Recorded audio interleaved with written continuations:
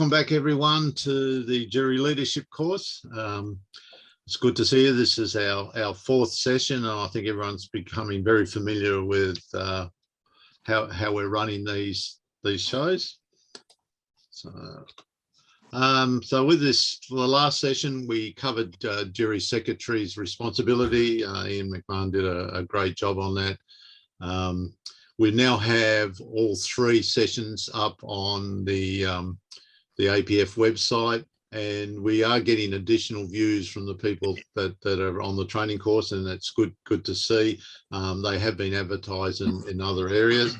We had a good attendance, and the people that are watching the YouTubes are doing the right thing and letting me know once they've actually done them.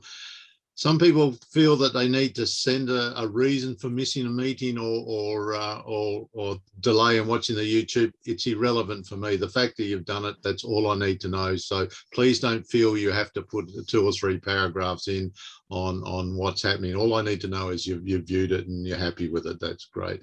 So again, I think session 3 has been very successful. And I know Peter Allen's not here. We spoke with him this morning, but again, I'd like to thank him for all the hard work that he does to get those videos up. So just to cover off again, I will send you a link at a few days after this session for the fourth session. But if you want to go on at any time, you can go onto the APF website, go under support services. You'll see the first item there is training. And if you hit on there, then you'll see this page. And as you can see, the 3 YouTube videos are there. Also, if the speaker offers their notes or PowerPoint presentation, they'll be linked underneath their particular talk as well. So today's session is going to be the jury chair's responsibility. So this is the big chair, as we call it. And I think that really sort of holds the whole jury together. I just want to do a promo. Bangladesh have recently got a FIAP recognition to run their first international virtual exhibition. I'm plugging this for, I've sent out details to all the Australian judges. I hope New Zealand supported as well. And also for the judges here in Australia, any mark that you get on this virtual will count towards your judge's accreditation. So seriously think about entering this virtual.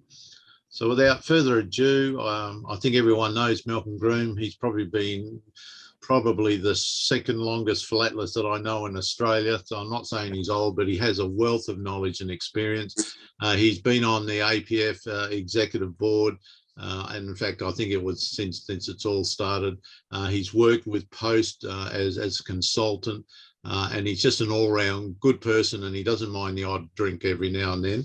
So without further ado, I'll stop sharing my screen and hand it over to you, Malcolm. Thanks, man. I'm about to try and share my screen.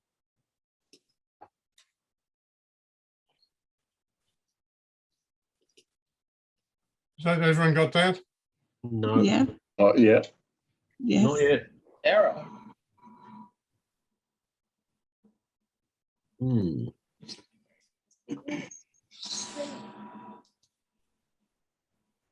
I've got my screen up, but I'm not just going anyone else see it.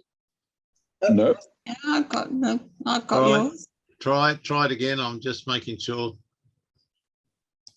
I haven't. Has he hit share screen? Has Malcolm hit share screen? He's about to do it. Yeah, they're just trying to get the screen up. Yeah. That looks like it. There you go. You're up. No. How's that? Beautiful. There you go. Right, now, the title of my talk is about the role of jury chairman. Glenn introduced me as a long-standing philatelist. I hope he meant long in terms of height, not in years of experience. But the role of the jury chairman, hopefully one day someone can experience the pleasure of carrying out the role of jury chairman. If we have 11 exhibitions next year, there might be a chance for us to do so. I'd like to welcome everyone, and having listened to Ian's well presented talk about the role of the jury secretary, there's an awful lot of overlap between what the jury chairman's role is and that of the jury secretary.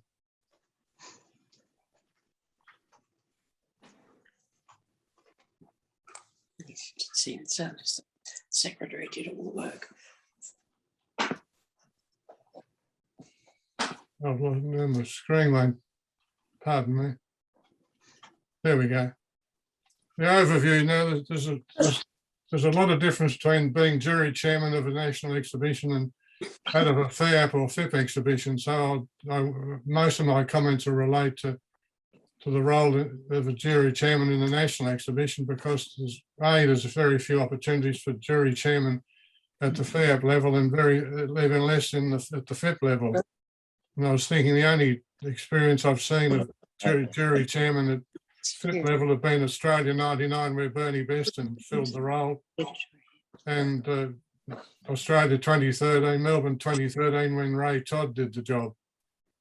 FIAP level jury chairman is a different kettle of fish altogether. That most of my experience has been as jury secretary on a FIAP exhibition, where the jury chairman is usually a senior philatelist who's more of a figurehead, and the real power behind the throne in the FIAP exhibition is the honorary chairman who's usually the president of FIAP.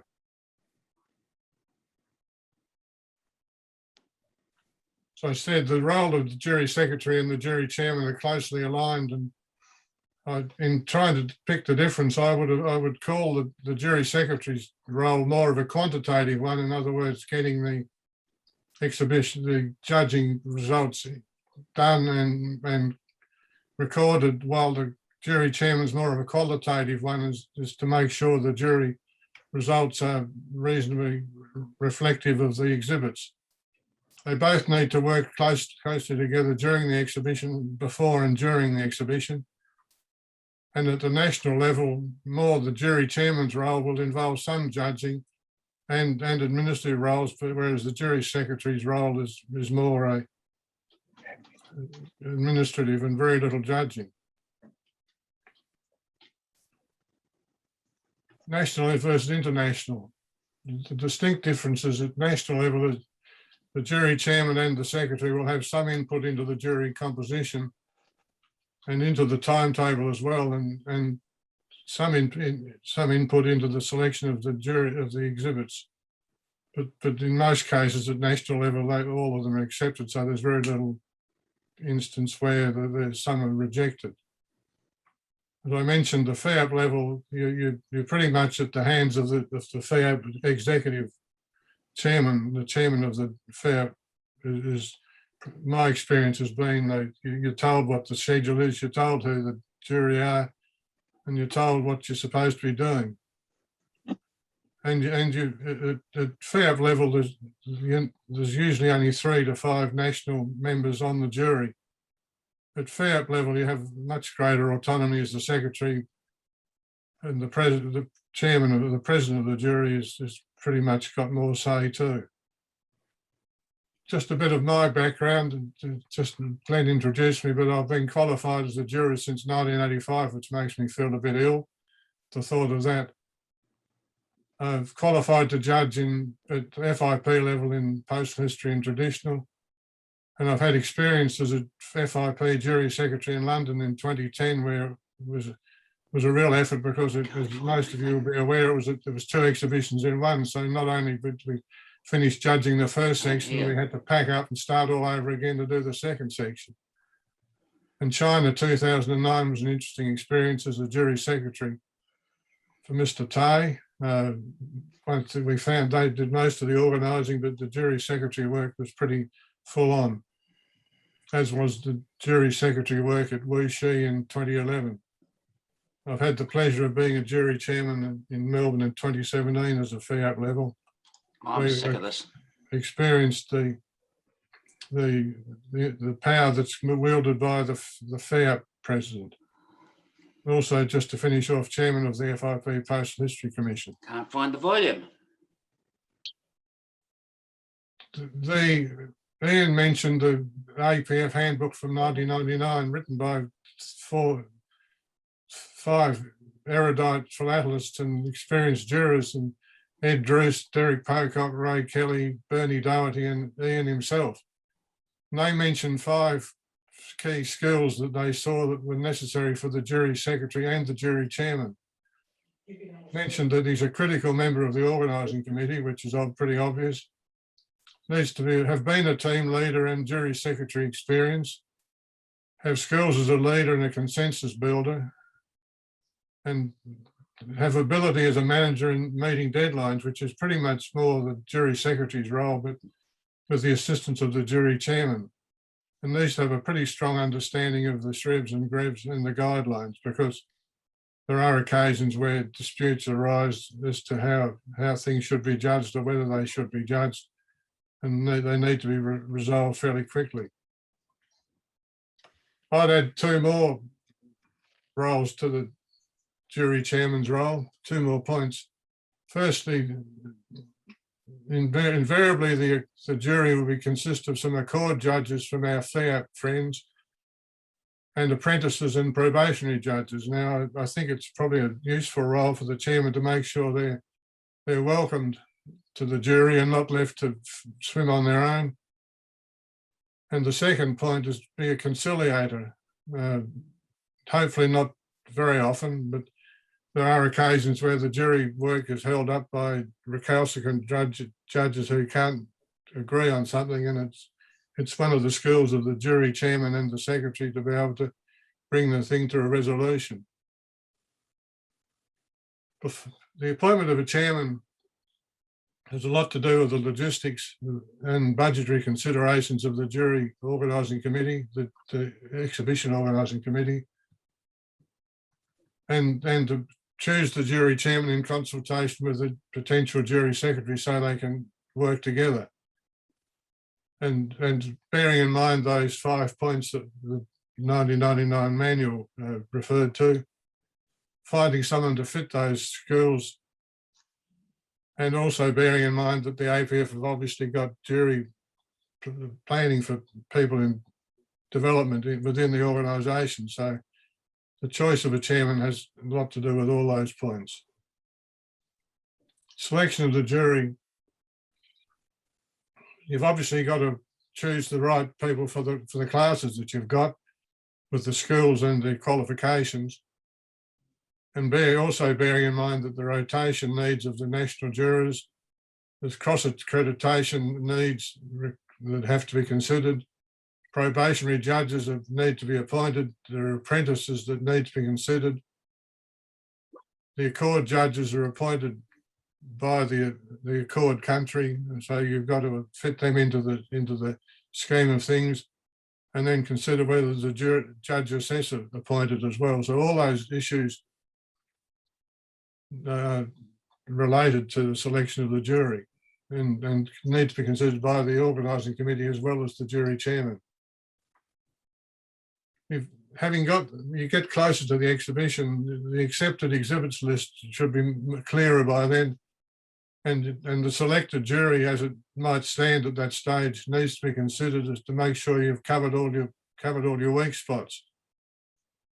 Once you know the jury, the exhibit makeup, just refresh your situation with regards whether the jury is composed of the right people. You've got the right numbers for the number of exhibits in each class, and identify any possible weaknesses and skills. With the jury secretary, having had your final list of entries, it's time to make up the jury team and decide who your team leaders are going to be. Make sure that the jury numbers are not stretched or underutilised, and balance the workload between teams. And I'll come to that later. One of the frustrations in a jury is often 2 or 3 teams are up to their ears in exhibits while the other teams are finished and are sitting around chewing the fat and not getting anything done. So it's a skill to get the judging teams balanced so that they're all finishing around the same time. literature judging schedule needs to be considered as the appropriate allocation of the Accord judges to the right teams. Once again, before the exhibition, it's worth the role for the jury chairman and secretary together to make sure, as far as possible, that the exhibit entries are in the right class to avoid any discussion or confusion when the judging starts. Obviously, you always have transfers, but it helps with the smooth operation of the judging if these can be resolved or brought to attention before the judging actually starts. And another issue that has arisen over the past is suddenly finding, when the judging started, that one of your entries is ineligible because of previous qualifications or previous gold medals. And it saves a lot of embarrassment if those issues can be resolved before the judging starts, not only for the organising committee and the jury, but also for the exhibitor themselves. Just make sure, once again in conjunction with the jury secretary, that the venue, we had plenty of horror stories about jury room venues and equipment, but the more planning you can get into knowing where your jury room is and it's available and where all the facilities and equipment are, is another role for the jury chairman and secretary. One of the important factors is knowing where the feedback meeting is, what the venue and the timetable is, which is becoming more important as feedback sessions are critical to the success of the exhibit, for the exhibitor and for the exhibition organising committee. And have in mind who you think the jury presidium members ought to be. The opening meeting, this is where the jury chairman does a bit of a rah, rah, rah speech. It welcomes people to the jury and then passes over to the jury secretary, who pretty much takes over the role from that point on. Welcome the members, the Accord judges in particular, introduce the judge assessor, and reiterate the importance of confidentiality, which should be pretty clear to most jury members by that stage. Confirm the presidium and explain how any disputes over markings are going to be resolved. Once again, reinforce the importance of meaningful feedback, both written on the feedback forms and for the feedback meeting and verbal in front of the frames. As I said, at that point, the jury secretary normally takes over the administration of the meetings and the judging. And one of my pet, it doesn't happen very often, but often it's special prizes. Make sure that it's clear what special prizes there are, how they're to be awarded, and where they are, because often on occasion, I should say on occasions, everyone's thought the jury work had finished, and half a day later they're still trying to iron out the confusion about special prizes and what's special prizes for being given for what and who should be awarded them. Confirm how the Grand Prix are going to be considered and remind jury members about felicitations. Once the opening meeting's over, the jury secretary takes over. As mentioned here, try and keep the meetings efficient and timely. There's better work can be done in front of the frames and out judging than sitting around in meetings, or meetings that are supposed to start at 9 o'clock and don't get started till 20 past 9, and half your jury are sitting around twiddling their thumbs while the other half are overloaded with work. So it's much a case of running an efficient meeting between the jury chairman and the jury secretary.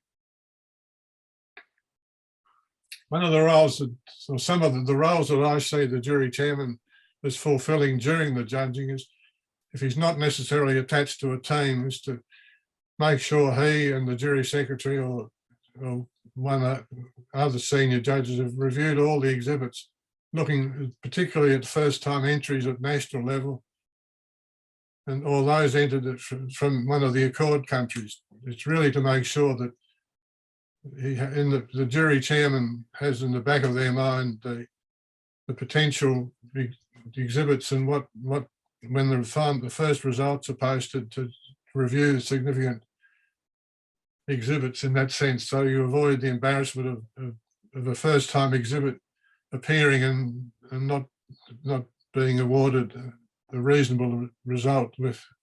I've had experience with others of the embarrassment of no one picked an entry that was much better than it was judged to be. And if the jury chairman has the time to just generally wander through the whole exhibition, looking for these sorts of potential problems to make sure that when the first results are posted, that he or she can just compare what they imagined the result might look like to what the jury team that's responsible has come up with. And just monitor the team progress to ensure the effective use of time. We've all probably been on juries where 1, 2 or 3 teams are up to their ears in exhibits flat out the whole time, when the teams on the smaller classes have finished and are sitting around having a chat. I think it's important to put everyone to use at least reviewing other exhibits in other classes to get a feel for the likely marks that are going to be awarded. And as I said, the chairman's role is more a qualitative, making sure that the results are looking reasonable as they're coming in, right, and the secretary's role is to make sure that the results actually get into the system, getting it done on time. Finalising the judging. At this stage, we should there should have been adequate time for the whole jury to review the marks and the awards. It's not a good experience for some judging teams for the rest of the jury to be waiting for them, and they don't get time to go out and review the results that have been posted by the other team. So a good jury is where the jury secretaries managed to get everyone finishing in time to go out and review the marks in the other classes and in the other groups. Make sure that all the special prizes have been proposed and we're not suddenly finding we've proposed more than are available, or vice versa. There are several special prizes that haven't been allocated. Make sure that the Grand Prix nominations, and once again, this is as much the jury secretary's role as the jury chairman, but they should be working as a team. And any jury disputes that haven't been resolved, the jury should be clear that if they spend too much time arguing, and we've all probably been in juries where 2 or 3 recalcitrant judges refuse to give ground to either side of the argument, and you find that you've got 12 or 13 jury members sitting around by 2 jury members refuse to budge on the mark. So I think the process that they should be all clear on is that the presidium, who you've made aware of their role and told the jury at the beginning of the judging, are going to make a final decision based on what they feel is the right result. The closing meeting, the 2 roles, the jury secretary is still managing the process of confirming the final results and managing the voting for the Grand Prix, special prize allocation, and he or she is responsible for holding the votes for the counting at the Palmares. The jury chairman's role at that stage is holding a casting vote for the Grand Prix. He should remind the jury once again of the confidentiality of the results. And this is important, and why I've got in red, that the jury should be well aware that they are always responsible for the decision of the whole jury is responsible for the results. And we don't like finding out that, especially at feedback meetings, where individual jury members just claim the result to the exhibitor. Nothing worse than lack of unity in the result. It may be wrong, but it's still the final result. And nothing looks worse in the eyes of the exhibitor to have a judge saying, yes, I thought you should have got more than you were given as well, but it's a bit late then. It's important to the jury, the exhibitors are clear on when the feedback meeting is being held. And it's also important that the feedback forms are being processed and brought in in sufficient time for the jury chairman and the jury secretary to review what's been said and have them expanded or corrected if they think it's unnecessary comments being made or unhelpful comments, and they're not focused on the areas where the exhibitor can improve. Obviously, you thank everyone for their efforts and dismiss the jury. Feedback meeting is one of the important roles for the jury chairman when you consider that the exhibitor's gone to a great deal of effort and expense and time to put their entry into the exhibition, and the one thing that they can get back out of it is not just the medal, but also useful feedback as to how to improve. And so the feedback meeting is one of the critical meetings, in my view, for the whole exhibition. Welcome the exhibitors, introduce the jurors and their respective teams, detail how the feedback at the frames is going to be managed in conjunction with the jury secretary, and give a brief report, but not long report, on the exhibits and any broad issues that might have come to their attention as the jury. Feedback, the jury chairman's got a fairly important job to review what's been written by the individual jury members and make sure that they focus on the criteria where the greatest benefit can be gained. We've spoken about this at previous sessions. It's important to focus the comments that you've made on the written jury forms, the feedback forms, to make sure they're focused on matters like treatment and importance and condition and knowledge, rather than half a page on presentation when it might be moving a 4 to a 5. So I think it's important for the jury chairman to have time to have the feedback forms in his hands before they need to go to the bin room to be put into the envelopes, is to make sure that the comments can be revised or updated on the drafts that he receives. As I said, the whole jury owns the result, and this should be apparent from the jury feedback at the meeting and in front of the frames. To Palmares, it depends on how the organising committee would like to operate the Palmares, but it's usual for the jury secretary to read the jury report. The chairman may wish to present some awards, but once again, it's down to how the organising committee wants to manage it and the time available. And the Grand Prix voting may involve jury chairman, jury secretary and others, depending on the wishes of the organising committee. After the exhibition, I think it's useful for the jury chairman, having been involved through the whole process, to give the APF a report, confidential report, on covering matters like favourable comments regarding jury members, and I guess areas of improvement regarding any jury members. Although the judge assessor, if one's been appointed, has a role to play there as well.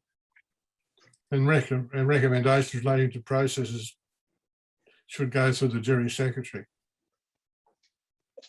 I've got any questions? I hope I haven't rushed through that too much, but as I said, a lot of what we covered with Ian in the jury secretary's presentations also covered by my presentation. So any questions, Glenn? Yeah, Malcolm, I've got a question. You mentioned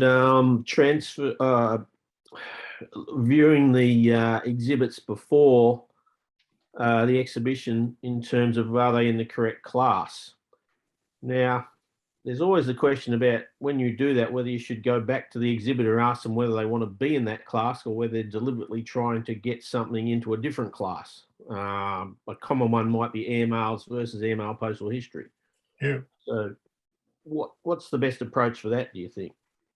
Well, you obviously not until you might not have seen the exhibit, or might not have seen the changes that the exhibitor's made to his exhibit to justify going into a different class.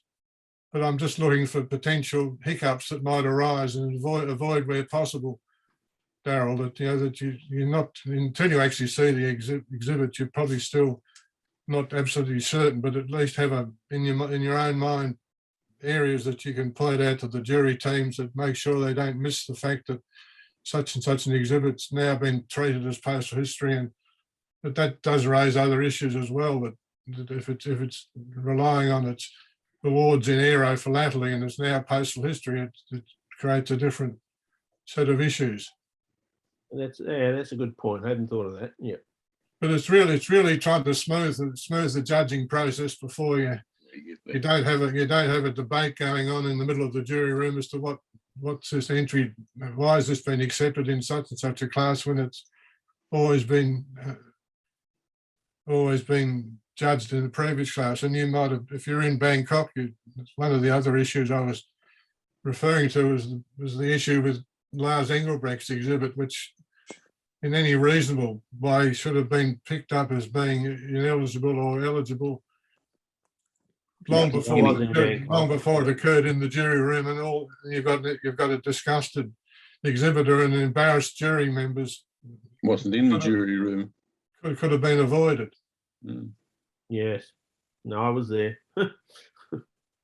We all know what can happen when the last thing you need is an exhibitor to find out he's ineligible halfway through the judging, rather than if you've known beforehand, things could have been much better handled.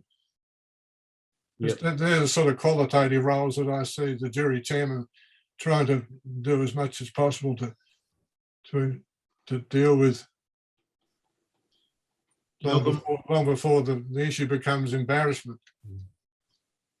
I've got a question on challenges. If there looks like there's going to be a challenge to move it from one class to another, as jury chair, is your preference that the two different team leaders go out and discuss it before any markings get done, or would you prefer that both teams go and mark it and then come back and discuss the challenge?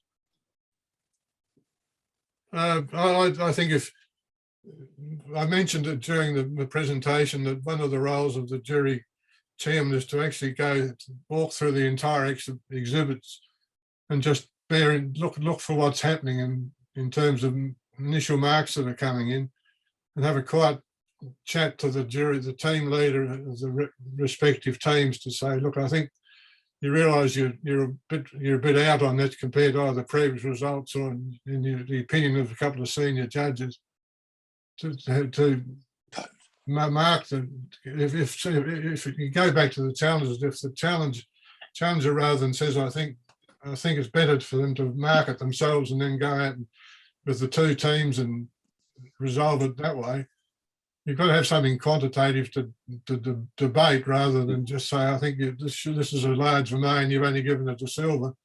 You've got to come up with your reasons. It speeds up the resolution of the dispute. You can at least focus on where the marks differences rather than just have a general. I think this is too low or that's too high. You've got to be able to say where. So I think if the team leaders feel they need the rest of their team with them when they have the discussion, it's best that they all do it together. But you've got to be aware of time as well, that if you suddenly stop, if you've got time to have the whole, say, six jury members all standing around discussing one exhibit, if it can't be resolved with the team leaders between the two of them, you're going to involve a lot of manpower in sorting out the issue if it can't be done easily. Does that answer the question? It's a bit. Yeah, I think you've covered quite a few points to that. I've just got one final on, not quite challenge, but at national level, we could still get an exhibitor who's first-time exhibitor and not really been mentored well, haven't really looked at the rules, and you've looked at something where they put it in traditional and they've got some stationery and they've got some revenues and they've thrown in some Cinderellas and they've pretty much put everything they've got in their collection into it. How as chairman do you treat something like that, and what's the best way of going about that? I think if you just bear in mind that, like all the exhibitors, this particular anonymous person that you're referring to is probably will have put as much effort and time paid the frame fees as everyone else. So I think even if it was someone that you thought could be mentored in the right direction, I think it's probably a useful role for the jury chairman to just have a quiet word to the exhibitor if he's at the exhibition, and as well as the team leader to try and show give them a bit of special attention rather than leave them floundering out in the aisles of the exhibition. Yeah. If it's an exhibitor who should have known better, you leave them to their own devices and say, well, you're going to get your feedback from the team leader who judged it.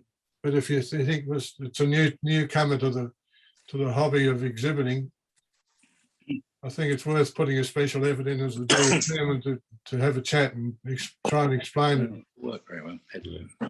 And another thing I think I've done on a number of occasions is if you think you don't have enough time in front of the frames to give decent feedback, is to, and a lot of exhibitors are willing to do it, is to send you a copy of their exhibit, and you can spend a few weeks or months later writing a decent critique for them, and even to the point of demonstrating how the pages might be better treated, and send it to them. And I know that the exhibitors I've done that for have appreciated very much that you put the time in when you've got the time, because under the pressure of standing in front of the frames with 4 or 5 other exhibitors breathing down your neck, you really don't have enough time to do it properly.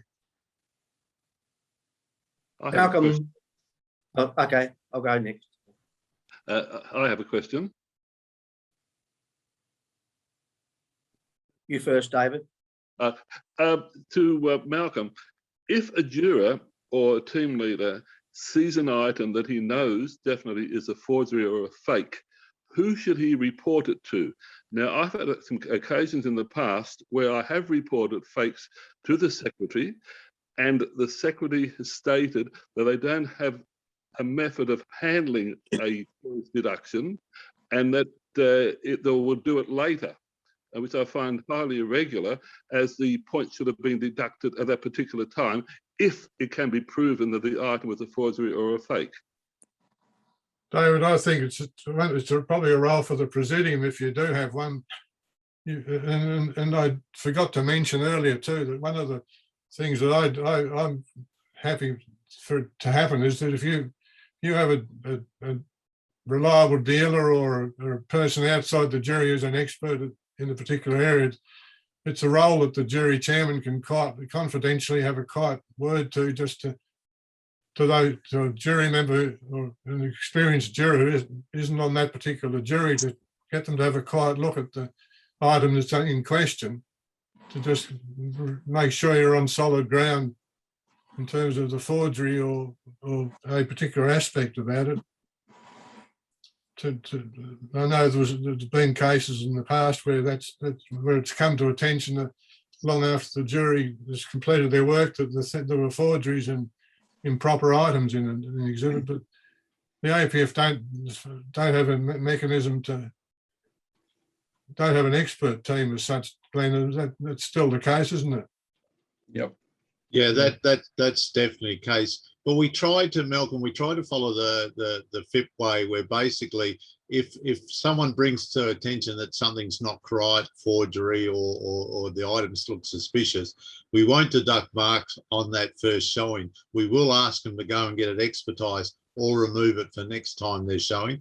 If they show it again without expertisation, then we're obliged to deduct marks from it. So I don't think on the first showing that we deduct any marks, but we do if we feel that the item's suspicious, we will ask for a certificate on that case. Yeah, David, going back to your question, David, I think that if it was David, yep, David telling me about Tonga, then I'd say, right, my view would be immediately tell the exhibitor, if that's the first time that it's been brought to the attention of the jury, that get a certificate. If it's David Benson telling me about something that his gut feeling says it's not it might be a forgery, it's not correct, I need a bit more reassurance, but if there was someone on the jury who could corroborate what was being said, you'd automatically go straight back to through the APF or through the process and advise the exhibitor to get a certificate. Personally, I wouldn't mention an item unless I was 100% sure it was incorrect. Can I say, David, though, it is standard FIP practice to give the exhibitor the chance to remove the item or get a certificate and not to deduct points, as Glenn said first time. What do you mean by remove the item? Well, if it's the expert team in a FIP exhibition has the possibility to tell the exhibitor it is a forgery and you cannot show it again. They won't even let him go and get a certificate. That sounds much more reasonable if it's 100% certain. If it's 100% certain, but I mean, that's relatively rare because of the need to be 100% certain. You've got the issue of you've got the jury flat out doing their work. You've got to be pretty sure of your ground. If one jury member's telling you that it's a forgery and you've got no corroborating evidence that that's the case, if it's an opinion, you need to get the opinion outside the jury and give the exhibitor a chance to obtain a certificate, David, I think. Yeah, well, yes and no. If it's 100% certain and can be corroborated, then like what Jeff said, you can ask the exhibitor to remove it. I think that's a much more reasonable answer. But how do you corroborate it within the jury work while it's going on? That's the issue. I don't. Slow to learn. You've got love to. Sorry. Malcolm, I had a question which I'll throw open to everyone who may have experience in this regard, and that is we have what I'll call the feedback plenary session with the chair and the secretary and all the jurors together. And then after that's completed, the traditional approach is it's a free-for-all, head out to the frames to the various section or class that you've got your exhibit in. I'd be interested in anyone's experience where they've set up a timetable schedule, either through the inquiry desk or whatever ahead of time, to allocate 15-minute intervals for people to book a time, and whether that has an advantage over other people standing over people's shoulders at the frames where they prefer it to be just a one-on-one. My experience in Stockholm here, they had a really good system, as you'd imagine, with Lars Engelbrecht as the secretary, where you booked a time, because the exhibitors have no consideration for other exhibitors if they've got the jury team in front of their frames, and they won't. It's a skill and an art to be able to give the jury, that exhibitor, the 10 minutes he's been allocated or 15 minutes he's been allocated, and get him to move on without either insulting him or upsetting the other exhibitors. There's probably one of the most uncomfortable parts about feedback in front of the frames is you've got one jury, you've got the jury there talking to the exhibitor, and all the other exhibitors with their ears flapping, listening to what's being said. And I've been involved with belligerent exhibitors who won't give up their chance to have a good old whinge, and you've got 5 or 6 other exhibitors standing around listening to it all. It becomes down to human nature and the ability to be able to quietly move the person on after he's had his fair share of time. And I think, going back to your point, the booking systems, it should be clear to the exhibitor that you've got a quarter an hour slot or 20 minutes or whatever, and spreading the jury team's work around evenly amongst the exhibitors. And often it's not fair on the individual jury members to split them up and have various exhibitors one-on-one. If the whole jury team can work together, they get a better feedback experience. I think if the 3 members of the jury can tag team, and you know what it's like if you're having a discussion with someone. If one person's talking, the other one can do some thinking as to what other points they might want to raise, rather than left. I've been in the situation of one-on-one where you're really battling to keep ahead of the exhibitor in terms of what you're going to say. Does that make sense? Because I think if you can organise A, have a booking system, and B, so that the exhibitor gets the benefit of the 2 or 3 members of the jury team all at once. They get a better quality feedback, I think. Yeah, so it's beneficial to have a booking system if it can possibly be arranged. Absolutely, yeah. Yeah. I think so. Also, Dave, there's 2 types of exhibitors. One who wants a feedback by themselves. They don't want anyone hanging around listening. Maybe they feel a bit embarrassed. And I think sometimes as a team leader or jury chair, you have to move everyone else on and say, give us a chance. However, in some areas, you're going to be saying the same thing for the next 5 exhibits. I'd be quite happy to say, okay, we're going to talk about treatment in general on this one, but this still applies to all the others that we're going to talk about, then that may be of some use. But I think it's also up to the team leader how they can manage people. We could do a whole course on face-to-face feedback, because, you know, you've got to also allow for the personality of the person that's giving the feedback as well. So, David, I've had the experience which was good. I thought that if the individual exhibitor's happy, that other exhibitors who are known to them as they're involved in the discussion, they suddenly start hearing feedback from the other exhibitors, which backs up what the jury's been telling them. Can be useful. And it's much more persuasive to them to hear it from other exhibitors as well as it's not just the jury members' opinion on what they're saying. I agree entirely with that. And my own feeling is that when you come up to look at a specific exhibit with the exhibitor, with usually some other people waiting around, it's just simply to ask the exhibitor if you mind them being there or not. Now, in 90% of the cases, they don't seem to mind, and then the advantages that have been pointed out are really quite large. Could I couple that, since we're on kind of feedback? It's the feasibility of having the feedback form available at the kind of discussion in front of the frames, or conversely, if it hasn't been printed out, that obviously it's been written and the judge who's dealing with it has the comments. Because I often feel that with the system we have, where you get the comments usually after you've had the feedback, that a lot of the comments seem to be pretty doubtful, it seems to me as the exhibitor, and it would have been nice to be able to discuss those specifically. Now, I think we often miss out on that aspect of the feedback. I agree with you, Dingle. I think that's part of the problem of the pressure of time.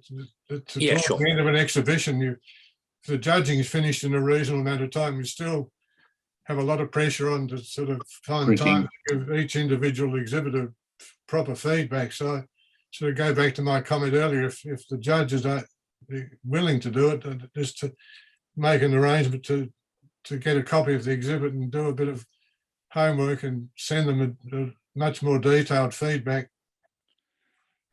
A few months, if it's a few months after the exhibition's over, they can get, you've got time to sit down and do it in a considered manner. I think the query more is that, as looking at this for a moment from an exhibitor's point of view, where you tend to get the exhibit form after the show's finished, as it were, that the exhibitor then has questions, which is a little different to what you're suggesting, because really the idea of then when you've got the form and it's 2 weeks afterwards, writing to the person who wrote it and say, well, I don't really agree with this, or give me more about it, is not how it tends to work. No, I think that I know what you're saying, that if the logistics of getting the feedback form. I mean, it should really be, I mean, I appreciate the logistics bit, which may be better or worse by using the computer method we use now, but that will have already have been written out by the team or the team leader or the person judging it. So they've actually got a copy of it themselves because they've already handed it in. But I don't think we actually turn up really with the specific things it says on the forms, which I think would be a good way to actually handle it. I know I've always tried to have my notes, things I've written. I had a copy of the feedback form that's gone into the exhibitor's envelope with me, because you might find after discussion there's various things that you could have missed as a judge, and there's things that having discussed it with the exhibitor that you become more aware of. You would change your comments on the feedback form. Glenn, it's Marilyn. Yes, Marilyn. Thank you.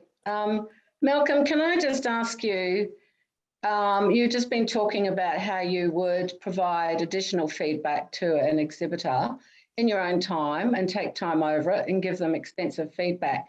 So how does that fit in with the One Up Club that's been started?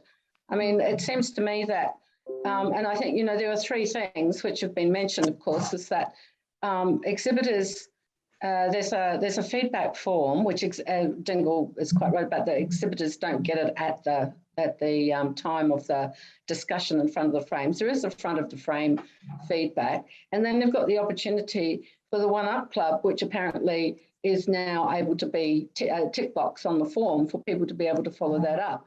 And I think my concern is there's an overabundance of feedback happening here, but also the old way of actually being kind to someone and giving them the feedback as an individual over time. Is that still relevant given that you've got the One Up Club? Well, I was doing it long. The One Up Club existed for years and years and years, but was not So moribund's. Moribund's still not the word. relevant? Moribund's not the word, but it was been revived, and the last lot of feedback I did was a big mixture of both. I'd already arranged to give the feedback, and it came through on the One Up Club as well. So but you're right. You've got to be careful with feedback that you're not heightening the exhibitor's expectations as well. And I think one other thing, Malcolm, is it's nice to ask the exhibitor before you give feedback what they expect from the feedback session, because sometimes you've got a list of things you want to do to help them improve going up a meta level or two, but in fact, they really haven't got their head around the word treatment, and they want you just to explain it to them. Then I don't want to miss that opportunity to give the exhibitor exactly what they want. And maybe down the track, they'll read all the other comments and say, I wonder what he meant. But if we just say, right, these are my comments, this is wrong, you should improve this, I like this, and then walk away, they still might have that yearning that they really hadn't had their questions answered. And I think that's sometimes we miss that opportunity to actually ask the exhibitor, what would you like from this? Because I got caught in New Zealand once, and I was going through this whole thing about how to improve it, really good material.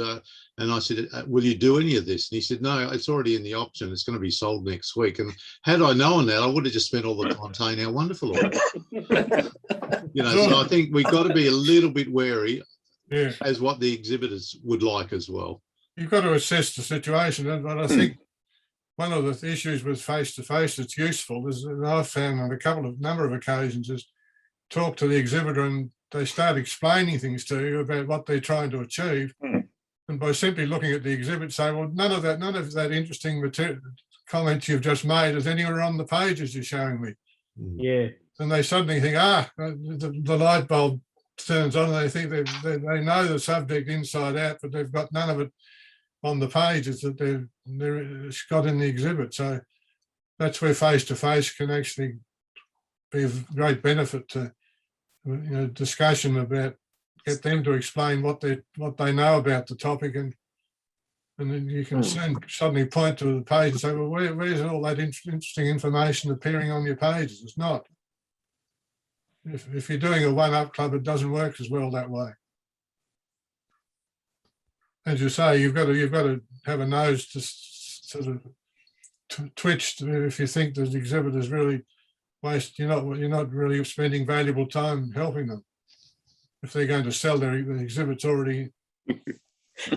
Or one occasion I had where we judged the exhibit, and the auction catalogue where it was a sale was sitting on the dealer's table at the same time.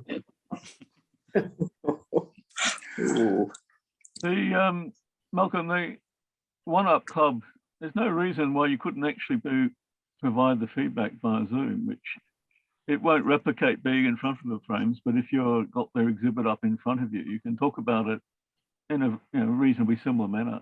Exactly, it's a good idea. Rather than the traditional way we've done it. I never thought it worked terribly well anyway. We scribble over the exhibit.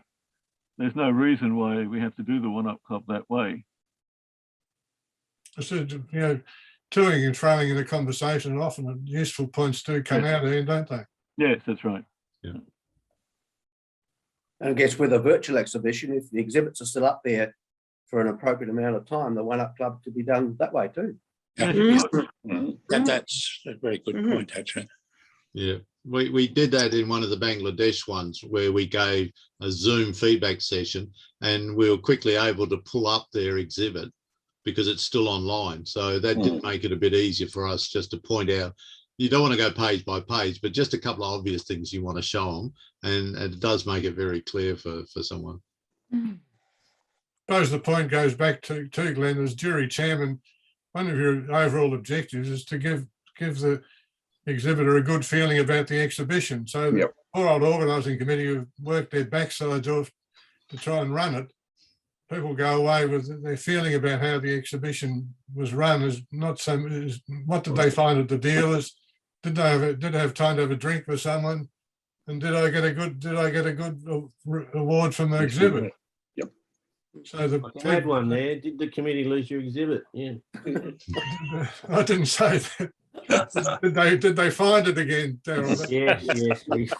Yes. But I think you make a good point there, Malcolm. As leaders in the jury, and that's everyone that's here, I think one thing we should make a real strong effort is, where we can, thank the organising committee for running the exhibition, because you're right, it's a thankless task. A lot of us have done it, and just a few people coming up and saying, look, we enjoyed what you did with the jury room, or the really good exhibits coming up, or the way it doesn't matter what you say. I think just every now and then thanking the individuals on the organising committee is part of what us leaders should be doing and have in the back of our mind as well. So I think that's a very good point. And bear in mind too, you think back, I remember Whoop 97, that was the year I won my gold medal. Yeah. And the organising committee who worked their backsides off to run Whoop 97, they don't get any feedback from anywhere to know whether the people have fond memories of their exhibition or not. You're not in the game of judging to hand out large golds to everyone, but at least if people thought that was the year they won the best award they've got, or what they thought was a reasonable award, it means they think fondly of that particular exhibition as well. We could always get Martin Walker. He's got the best dealer award criteria. We could always have Mark, the organising committee, give them a feedback sheet. Can I ask a question related to the Presidium? Let me preface that by saying this applies to national shows and not to FIAP and the others that are kind of a bit of a law unto ourselves in this respect. In my experience, a lot of shows we've had, and we've had a lot of shows in Canberra, we frequently haven't appointed a Presidium, but an alternative which has been used is that when we get to the clash between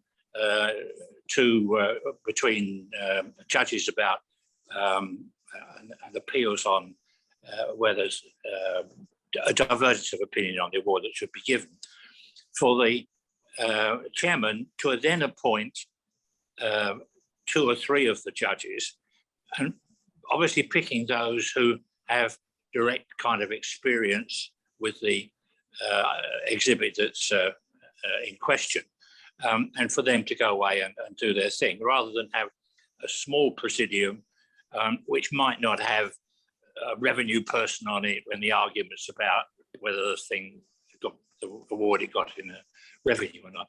I'd welcome the idea, and let's keep the Presidium bit to the national level here, where I think the situation's rather different. I think the Presidium might be something you mightn't even appoint at the start of the jury, but if you suddenly find yourself with a dispute going on between 2 judges who refuse to budge, and they have to accept that other senior judges on the jury or the chairman and the jury secretary and one or two others are going to have a look and come up with an opinion, and they have to accept it. Otherwise, I've been on juries where half a day, where 12 members of the jury sat around twiddling their thumbs while 2 members of the jury refused to budge on the decision. And there has to be a mechanism to get it resolved quickly, not. Yes, the mechanism you suggest of picking 2 or 3 judges who obviously are suitable for it to go away and do it is my view too. Dingle, the other thing I was going to say is that I did mention briefly that I think it's the chairman's role and maybe a couple of other senior judges, if there's serious concern about the assessment of a particular exhibit, to quietly go out to Bill Blobbs, who is a senior judge, but he's not on that particular jury, and have a quiet word to say, can you have a look at that and tell us whether we're on the right track? Yeah, I'd agree with that too. That doesn't do any harm, because if they're a qualified judge, but they're not on your jury, they know all the rules and regulations about. And even the dealer as such, if you have a respected dealer who knows the material inside out, just say, look, we might be floundering a bit on this. Are we on the right track? No, I'd agree entirely with that. Now, going back to David Benson's comments too, that might is probably another way of, if a jury member's pointing out what they consider to be a forgery, you do need to confirm it, at least if there's a dealer who might have a bit of an understanding, as long as he hasn't sold the item in the first place.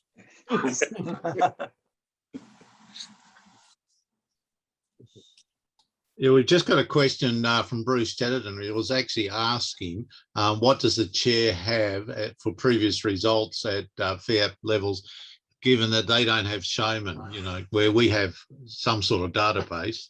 Do you know how they manage that, Milton? Well, my experience has been that Jasmine has usually got the folder with all the entry forms. Yep. And so you if you're lucky, you can get hold of the entry forms. You're then still relying on what the exhibitor decides to write down too. You take it on face value, but you do have the entry forms to consider what their past results have been. So at a FIP exhibition where I was secretary, I was asked by the chair of the president, in fact, to check the eligibility of a whole range of people and go through the entry forms. They were, for the most part, so badly filled out that in the end I found myself going and talking to the commissioners, some of whom were very receptive and understood what I was trying to do or had to do, and some who were quite hostile that I was actually suggesting that you were asking, and that they might not have filled, their exhibitors might not have filled the form out correctly. We got there in the end, but the reactions were quite different. And one of the hardest things to check out at the FIP level was whether people were qualified for 8 frames when they were using a FIP recognition show as opposed to a full FIP show, because there wasn't a decent list of them. Yes. And then the other thing with FIP shows, the commissioner can declare that an exhibit is of an appropriate standard. Yep. But oftentimes when they were putting in such entries, they hadn't so declared. And we've all heard the stories, the horrible stories of past exhibitions where there's been a political agenda and members of the jury, senior members of the jury, are setting about casting doubt over a particular potential Grand Prix candidate that they don't want to be nominated by bringing up potential forgeries or other issues that is meant to cloud the picture. Yeah, or questioning their eligibility. Particularly fair. Yeah, I mean, yes, it's a loss of face. Yes. There's a famous Hong Kong exhibition where particular people, there were 3 nominations and they successfully scuppered 2 of them by pointing out there were potential forgeries in there, so that the other members of the jury decided they really couldn't be voting for something if there's a potential for a forgery to be in it, so nothing happened. The winner was obvious. Mm.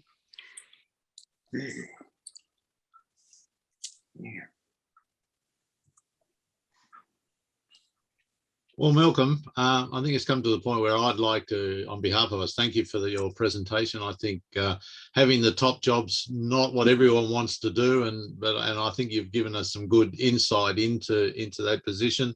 I would hope that even if you don't want to be a jury chair, you can now appreciate what they need to do, and as team leaders and jury leadership, that you would then support the chairman in everything. So Malcolm, I really appreciate it. I will allow Zoom to keep going because I think all this extra banter and discussion does help, but I'm going to stop recording from now onwards just in case someone wants to discuss anything in specific. But I think this has been very useful, and you've covered the subject very well. So thank you very much, Malcolm. Thanks, Glenn.